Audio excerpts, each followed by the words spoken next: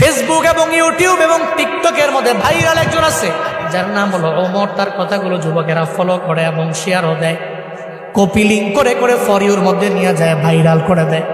আমি গতকালকে তার একটা ভিডিও দেখলাম, তার মায়ের মানে সে কেমন এটা আমি জানি না, তবে এই ভিডিও দেখার পরে আমি দেখলাম যে মা পাগল ছেলেটা চোখের পানি ফেলাইয়া মায়ের জন্য কান্দে।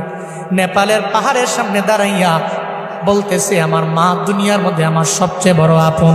আমার মায়ের বিরুদ্ধে কথা বললে আমি কোনো আইনও মানি না, কাউরে আমি চিনি না, কারণ মায়ের মতো আপন আমার দুনিয়ার মধ্যে কেউ হতে পারে না।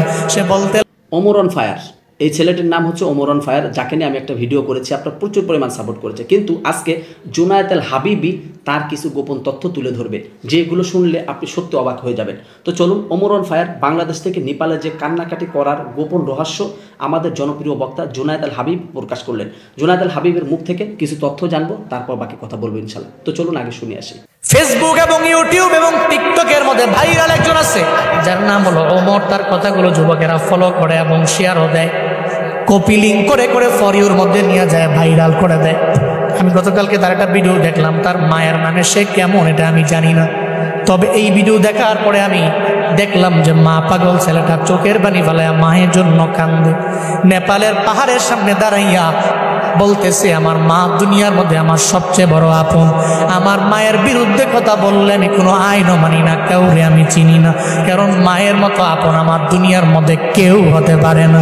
সে বলতে লাগলো, যখন আমার বাবা নাই, আমার মা ছাড়াই পৃথিবীতে আমার আপন যখন কেউ নাই, আমার মায়ের গার্মেন্টসে চাকরি করে করে করে করে কোনো রকম জিন্দেগি চালাইয়া আমারে ফালাইয়া যায় নাই, বরং পরিশ্রম করে করে আমার মা স্কুলের মধ্যে আমারে পড়াইলো। আজকে আমি অনেক মশহুর হয়ে গেলাম, প্রসিদ্ধ হয়ে গেলাম, সবাই আমারে চিনে, তবে আমি মায়েরে ভুলতে পারি না।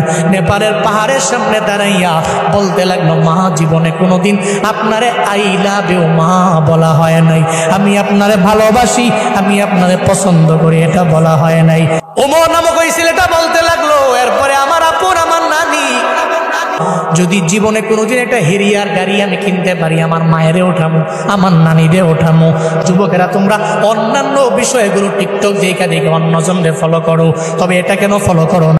যাই হোক দর্শক মণ্ডলী, জুনায়েদ আল হাবিবের মুখ থেকে সম্পূর্ণ বিষয়টা জানতে পারলেন, এবং এই ভিডিও নিয়ে কিন্তু গত ভিডিওতে আমি বিস্তারিত বিষয় বলেছি, কেনই বা কান্নাকাটি করেছে। যারা দেখেন নাই ইনডিসক্রিপ্টে দিয়ে দেবো, আপনারা যে দেখে আসতে পারেন। জুনায়েদ আল হাবিবের কথাগুলো আপনার কাছে কেমন লেগেছে অবশ্যই অবশ্যই কমেন্ট বক্সে কমেন্ট করে জানাবেন। ভিডিওটি ভালো লাগলে লাইক এবং শেয়ার করবেন। তো সবাই ভালো থাকবেন, সুস্থ থাকবেন। আসসালামু আলাইকুম ওয়া রাহমাতুল্লাহি ওয়া বারাকাতুহু।